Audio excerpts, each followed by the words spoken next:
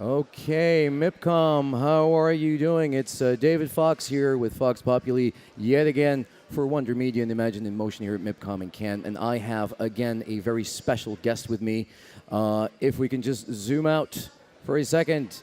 Very special guest. Please introduce yourself. Hello, I'm Kate Beal from Woodcut Media. Well, nice to meet you, Kate. And tell us again, what is the name of your company? We're Woodcut Media, and we're a UK-based production company. Fantastic.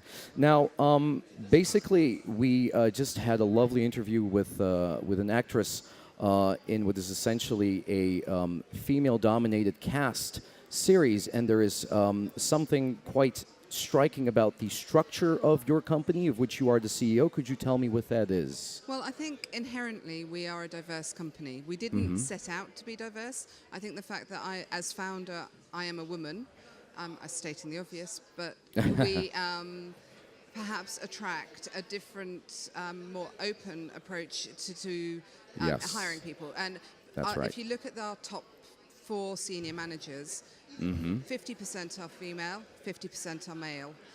So we are very equal in that way. We're not in any way looking to be all female or all male. Yeah. We are looking to be equal and share that. But also not just that, 25%, one of those 4 senior managers is a person of color. So in terms of diversity, it's not just about gender, it's also about heritage. And I think that then filters through to the rest of our company, of our senior editorial team, to our post-production unit, to our production teams. They are people of all sorts, all varieties, everyone. And that's because I think looking at it from a role model point of view, the role models at the top of the company are naturally diverse. Now, you've touched upon a few absolute key topics here that we briefly, previously touched upon in the previous interview, and I have to say, isn't it profoundly sad that what you've just explained so beautifully normally about your own company seems like a total exception in today's media landscape? Well, this is the thing, and this is what strikes me, is actually we only did look at ourselves in the last few months because a lot of the diversity discussions, and we've been interviewed quite a lot about diversity, and we hadn't really realised that we are quite unusual, where we should not be unusual. We should I be completely the standard. agree. And we haven't done this on purpose. It's just because of, if you are a type of... It's grown organically. It's grown organically, and we attract normal people from different backgrounds. Precisely. And that's what we've always aimed to do. And it shouldn't be an exception. It really shouldn't. It shouldn't be an exception. And it's quite sad that, yet again, in 2018, we are still having these discussions. Precisely. Precisely. And I hope not to be having these discussions for too much more, because what we do should be standard. No, I completely agree. And it's, I mean, kind of the trap to fall into here is that what you are basically doing and portraying, again, so lucidly as what should be self-evident becomes kind of a novelty item for, for, let's say, the entire establishment to gather around and say, oh, ain't that lovely, and then just continue with business as usual, because there is an institutional problem, isn't there, with not just representation in the media of true diversity, but also where the actual power lies, it seems to me. I think that's the thing. I think it's where the power lies, and also the ability of our teams to be able to have their voices heard. So even in our company, which we, say, yes, we're diverse, and yes, we are a good example, even we have to look at ourselves with a very critical lens always to make sure that we are doing exactly what we should do, and that we are letting our team's voices be heard. And if there is a problem, just because we think we're brilliant, actually we may not be. There may be issues that we don't know about, and we need to keep on asking our teams, asking our people, what is it we could do more? Is it yes, we are diverse in terms of male, female. Yes, we are diverse in terms of heritage. Actually, we're probably not that diverse in terms of economic diversity. We probably do have a high proportion of people who've gone to university, have had their parents support them in the early years of their career. Which, as we all know, it's very tough in the television industry to get that first job and to get that first job paid. And if you're not economically in a position to do that, it's really tough. So we are still looking at ourselves saying, actually, we're not there yet. We are doing well, and we are so proud of what we have done. Well, acknowledging where parts of the problem lies, of course, part of its own solution. And, well, you were touching upon things like, obviously, inequality in, let's say, education, how certain patterns of exclusion repeat themselves. But, again, it's just so striking to me that everything that you're saying to me makes total sense, but these are things that yet persist. And I mean, this brings us obviously to a very, very controversial issue, which is, of course, the Me Too debate, which is a not just even a core issue within the entertainment industry, but why does this persistent phenomenon of abuse of power and all these gruesome testimonies, what makes it so pernicious a problem inside the entertainment industry? Why does it keep coming back? I think this day today, the October the 15th, is the one-year anniversary of the official Me Too movement. That's right. So it's a really important day that we are recognizing this, that it's a year into this movement. But it's not a year in. This is decades and decades of patriarchal structure. Absolutely. Well, centuries, I'd say. Centuries, but in the entertainment industry, in the television industry in particular. That's right. It's 50 years or so. So we are...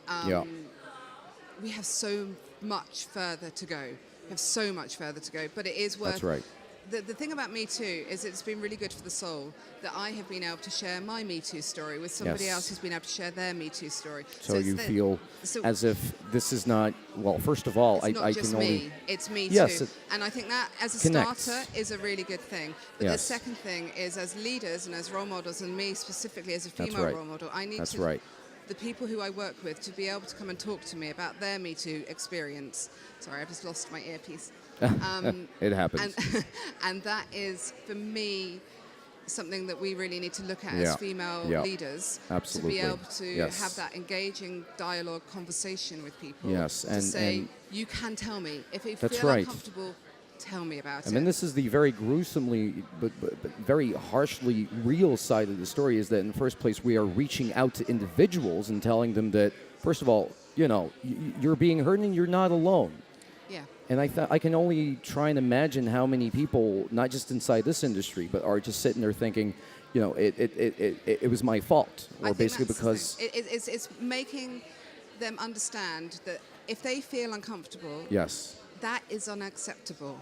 Precisely. And where the boundaries lie, and where that line is, and it's so important that they're not going to lose their job. They're not making a fuss. They're not going to get somebody into trouble. Well, actually, they should get somebody into trouble if they're being made to feel uncomfortable. I completely agree. And of course, it's making the young people's voice of today.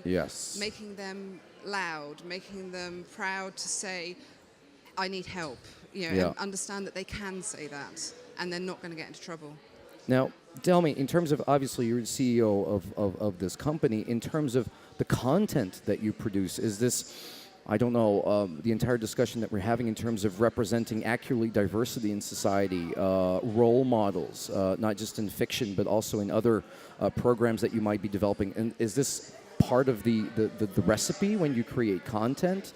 Is this something that you actively think about? I think it's not something we actively think about. It's something we actively do because of who we are. Well put.